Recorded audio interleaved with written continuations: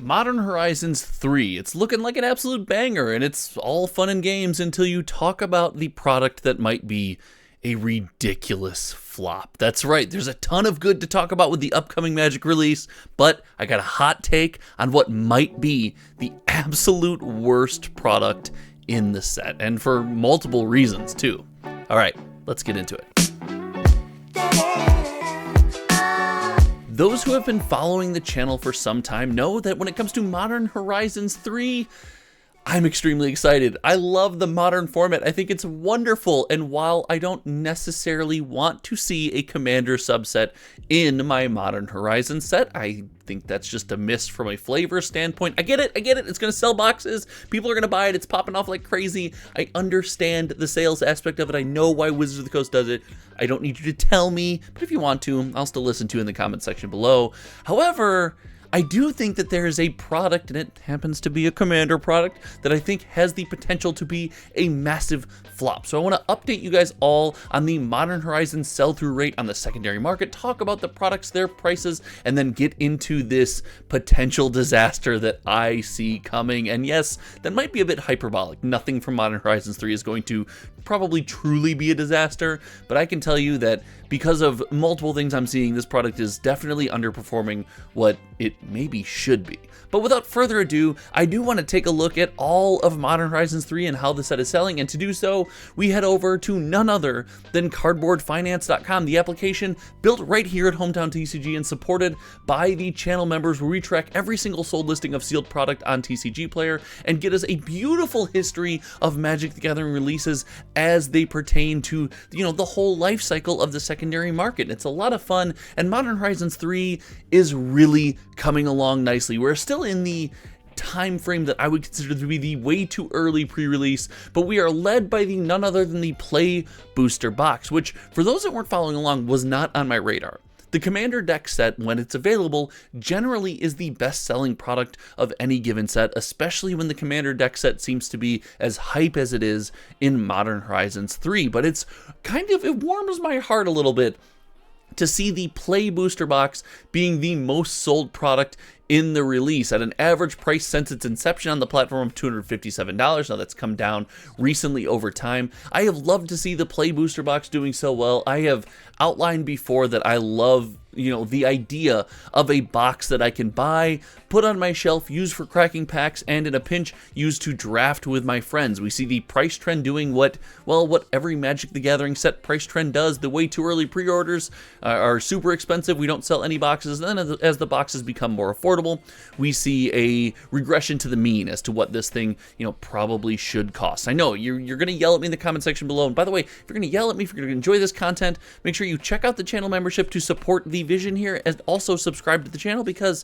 if you're going to be here, you might as well support where we're going. We're on our way to 9,000 subscribers. Thanks to everyone who clicked that link. So I love the Play Booster box kind of doing what Play Booster boxes do, and the Collector Booster box is kind of a weirdness with this set. This is actually going to lead into it's going to have a lot to do with the product that I'm not super high on. But the Collector Booster Box is truly a premium product, right? We look at the price, the average sale price of these products on TCG Player in the months that they have sold. And in May, we see this thing coming down to under $400 for an average price for the first time. But still, a $400 collector box is not a small ask. To see this product kind of interact the way it has so far, it makes me wonder if people are not seeing the vision of the Play Booster box. But the other end of that spectrum is the bundle, right? I have made a couple assertions about this bundle, saying it's nice to have an under $70 entry point. If we look at the most recent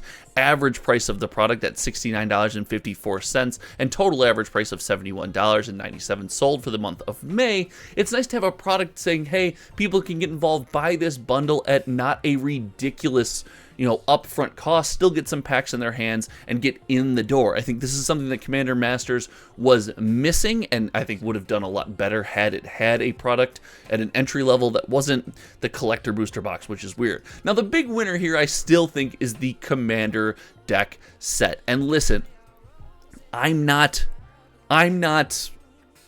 what am I trying to say? I'm not unaware that Commander is obviously the best-selling product. I'm not unaware that this is why Wizards of the Coast makes these products. So sorry for that pause, but hey, we do these things live, and I just give you my thoughts unfiltered as I have been thinking about these products just kind of throughout my day and my week. And I'm not unaware of the value that Commander has, but I did expect to see more sales. However, I do love that in a set that, you know, is going to be extremely expensive, for $250, let's call it, after taxes and shipping, you and a bunch of friends can get in, have some seemingly high-powered decks, and just jam some games of Magic the Gathering. This, to me, is a win. I like the fact that there is a out of the box play experience where you can get a lot of these cards into your hand in just a base version, and I think that's a win. But where we start to get a little bit iffy, and again, it's important to say, hey, look at the big difference in Commander decks before we transition on to the next point.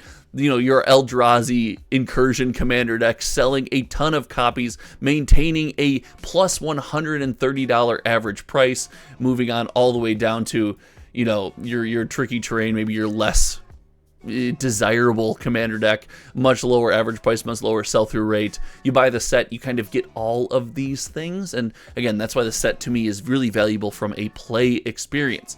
But there is a flip side to this Commander deck experience, and it goes along with the collector booster box we talked about before, and that is the collector decks, the Commander collector decks. Now, I want to lay something out for each and every one of you before we get into some of the numbers, and this is why I think this is weird. If you agree with me or disagree with me, this is where I want to hear from you. Commander collector decks, as I have one in reach, it's just in arm's reach from the Warhammer set, were a really cool concept. I know some people, you either love them or you hate them, but the fact that they're out there is really neat to me. I like, if you want something blingier, you want something shinier, you want a different version that costs you a crazy hefty penny, that option being there for you is fine, provided there is a normal version for people to turn to, shuffle up the cards, and play Magic the Gathering. So all in all, I'm normally a big fan of these. But looking at the success of something like the Warhammer Collector deck and the Warhammer Collector deck on the secondary market and in the long term, and people's feeling and vibes for owning these things, is very much tied to the fact that, well, most of the stuff in here feels very exclusive. The treatments you're getting out of this product feel extremely exclusive. And I want to lay out a world where a product like this both exists alongside, it's got a counterpart in the collector booster box. What I'm trying to say is this product exists and the collector booster box exists. Now, we don't have details on this yet, but it's going to feel weird if all of the crazy cool baller treatments that you're either supposed to get out of this are also available in the collector box, or if some of the most coveted things in the collector box can just be opened, bing bada boom, right out of something like this. In that world, we've got this imbalance, right? And we've got this, you're a high spender, you're targeting different collectibles, you're willing to buy the bling, but now you've kind of got two avenues to go. And even in a perfect situation where both of those products offer unique experiences and unique cards, well, one's going to turn out to be more coveted than the other, and it seems like a lot of width at the top of the spectrum of how much money do I spend on this product. So to me, this seems very experimental, and it doesn't feel the best. If I had to make a critique of just the product lineup, and again, we always talk about price on this channel, but just to put that aside for the time being, not totally, so, you know, tiers of pricing and things like that, but putting aside the argument of what's too expensive and what's not too expensive, I don't love that we have put at the top of the echelon, on the peak of the mountain, we have put two different products seemingly side by side, maybe one or the other slightly ahead of the other one, but I don't like that. It seems to be a little bit without direction. I would like to see, you know, something like Lord of the Rings again, where the collector box is king and the rest of it is there for playing Magic in various ways. I am curious to see how this is going to pan out, and so far it does seem that it has not panned out well for the collector decks on the secondary market. Now, the collector booster box, the collector decks, could be wildly limited. That's the big wrench in the plan here. If these products are extremely limited, we live in a world where, man, these things both could coexist and pop off in ways that we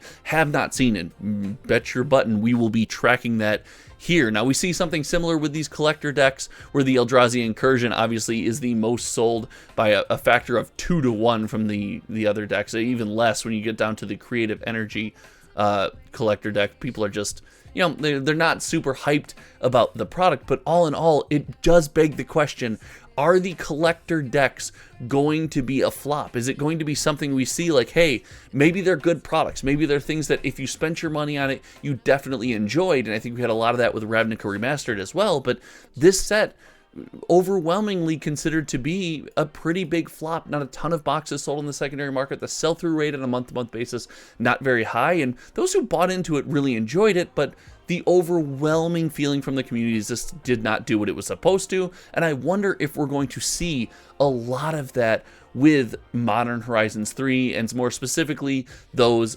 collector decks. Now, I personally think that if the collector products can remain unique and be limited in their nature, they're going to succeed. It's such a massive release. We see sales ramping up to the almost $1 million spent on the secondary market already. We're trending in the right direction on the way too early pre-orders. However, there's a lot of ifs here. I will definitely be following along, but the collector decks for Modern Horizons 3 are on flop watch, officially on this channel. That's right.